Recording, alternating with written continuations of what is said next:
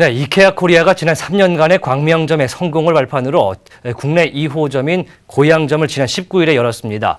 소비자 입장에서 굉장히 반가운 소식이 될 수 있지만 지역 상권과의 갈등 등 이 논란은 사그라들지 않고 있습니다. 넥스트데일리의 황재훈 기자와 보다 자세한 내용 알아봅니다. 네, 안녕하십니까? 네, 안녕하세요. 네, 이케아의 국내 두 번째 매장인 고양점 지난 19일에 문을 열었는데 광명점과 비교하면 어떻습니까? 네, 지난 19일 이케아 고양점이 문을 열었습니다. 예. 그 고양시 덕양구의 광명점보다 조금 작은 규모로 들어섰는데요. 예. 그 광명점보다는 조금 더 고객 라이프 스타일에 맞춰 쇼핑과 재미를 위한 매장을 구성했다고 할 수 있습니다. 예. 어린이뿐만 아니라 청소년을 위한 청소년 이케아 등 가족 단위 고객을 위한 다양한 공간과 편의시설이 들어서 있습니다. 예.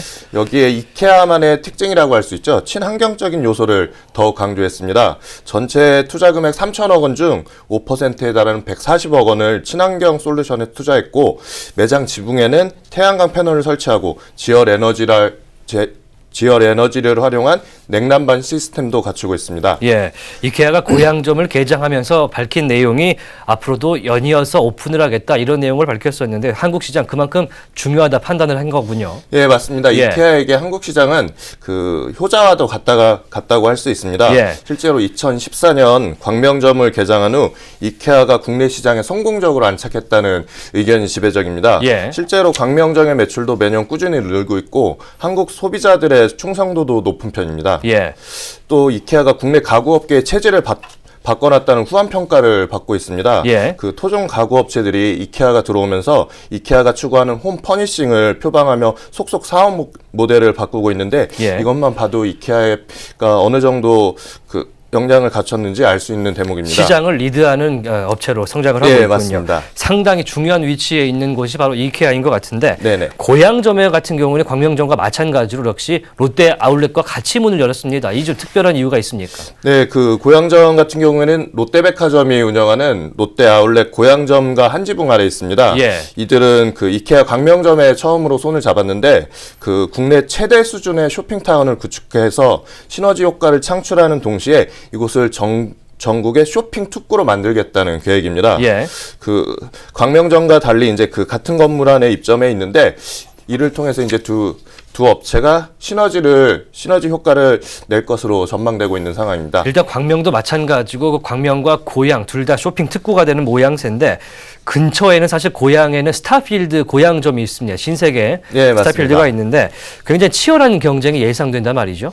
네네, 그 이케아와 롯데가 힘을 모으면서 네. 신세계의 야심작인 스타필드 고양과의 경쟁도 본격화되고 있습니다. 예. 스타필드 고양 같은 경우에는 지난해 8월 그 고양시 덕양구 같은 지역에 오픈했는데요. 네. 지난 추석 연휴 기간 100만여 명이 발걸음을 하는 등 한창 인기몰이를 하고 있습니다. 예. 하지만 이케아, 롯데가 등장하면서 신세계도 긴장을 하고 있습니다. 그 특히 두 곳 모두 가족 단위 고객을 공략하는 데 사활을 걸고 있는데요. 예. 신세계는 엔터테인먼트 체험 요소를 크게 강화하며 쇼핑 테마파크라는 점을 부각하고 있고 이케아, 롯데는 쇼핑타운을 전면에 내걸었습니다. 네. 하지만 이케아가 지역 상권을 해친다 이런 얘기들이 나오고 있습니다. 앞서서 CG가 나왔지만 주변에 있는 가구타운이 굉장히 가깝게 자리하고 있거든요. 상생이 좀 이루어질 수 있을까요?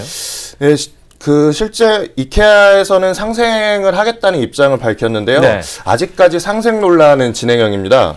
이케아의 취재와 달리 지역 소상공인들과의 갈등이 완전히 그 해결되지 않았고요. 예. 그 고양시뿐만 아니라 근처의 파주 운정 가구타운의 점주들 역시 반발하고 있는 상황이라서 예. 좀 지켜봐야 할 것 같습니다. 굉장히 어려운 상황이고 좀 더 많은 지원이 필요한다고 그렇게 생각이 됩니다.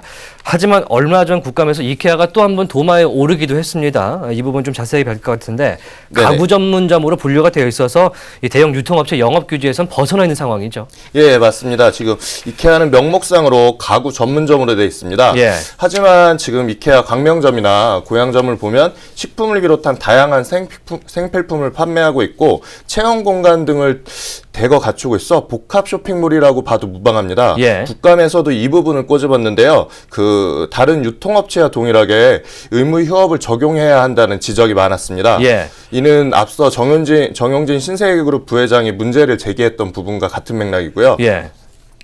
또 이제 국감에서는 이런 지적이 일어나면서 중소벤처기업부에서 소상공인 및 전통시장의 육성과 보호를 위해 가구 등 대규모 전문점에 대한 영업 규제 방안을 검토 중이라는 입장을 밝혔습니다. 예. 또 이와 별도로 현재 국회에서는 그 복합 쇼핑몰을 규제 대상에 포함하는 법안이 제출된 상황이고요. 네.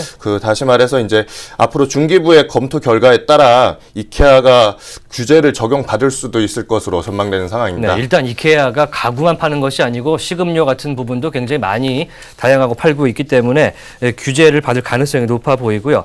뭐 서랍장에 대한 리콜 권고도 받은 바가 있기 때문에 이케아에 대한 관심, 나쁜 쪽이든 좋은 쪽이든 계속될 걸로 보입니다. 네, 이케아 확장과 논란에 대해서 황재훈 기자와 함께 지금까지 이야기 나눠봤습니다.